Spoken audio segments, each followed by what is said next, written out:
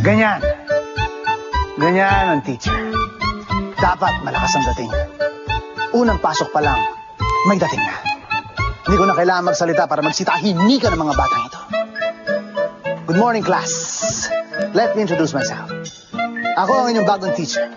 Teacher Pau Di Matinag.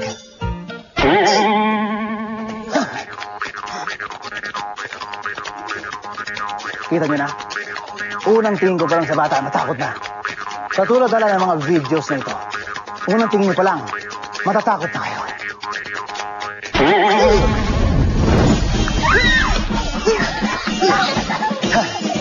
Hindi ko sila nakuha sa tingin. Pero bilang teacher, aray ko, kailangan mahaba ang inyong pasensya. At least hindi sila maingay. Hindi ba? Hindi mo na kailangan sumigaw ng quiet.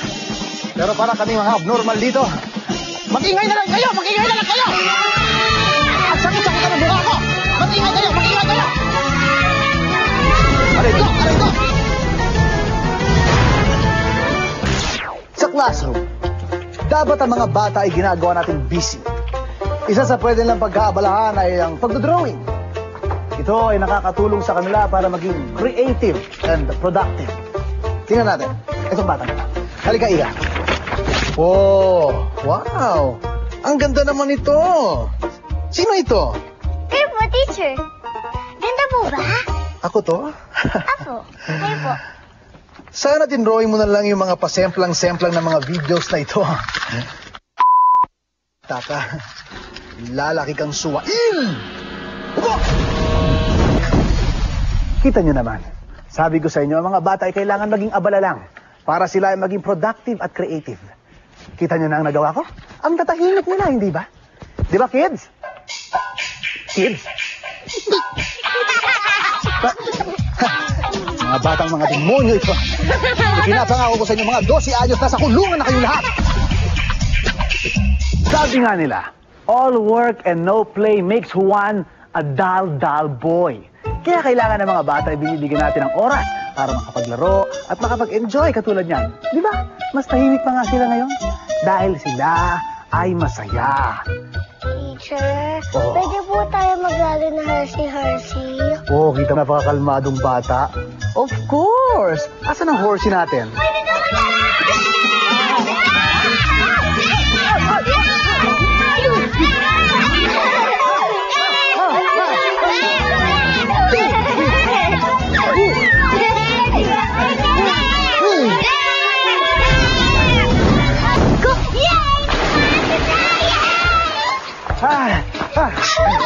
Okay lang ako. Alam niyo ang pagiging teacher. Ganito talaga. Being a teacher is such a noble profession. Basta masaya mga bata. Kaya dapat, respetuhin niyo ako. Please. Sandali, tama na! Akin to! Tatlo to!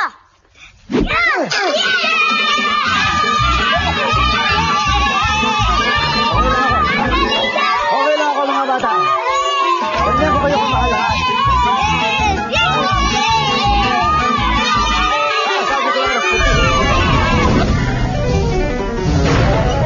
Kapag teacher ka, dapat mahaba ang iyong PC. Para mahaba ang iyong pasensya. Ika nga patience is a virtue, hindi po ba? Di ba mga kids?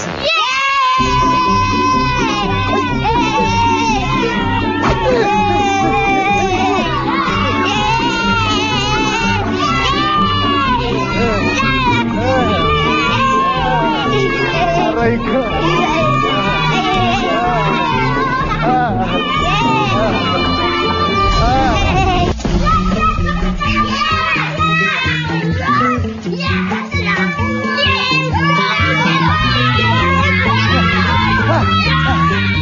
Tatapatin ko kayo. Masarap maging teacher. Pero minsan nakakaubos din siya ng pasensya. Lalo na kung ganito mga bata. Gusto mo na silang pagpapatayin. Kaya! Baka nagiya kayo. Galit na ako sa inyo. walang hiya. Ayoko na kayo. Ay! Ano, teka, magsuntukan tayo dalawa. Magsuntukan!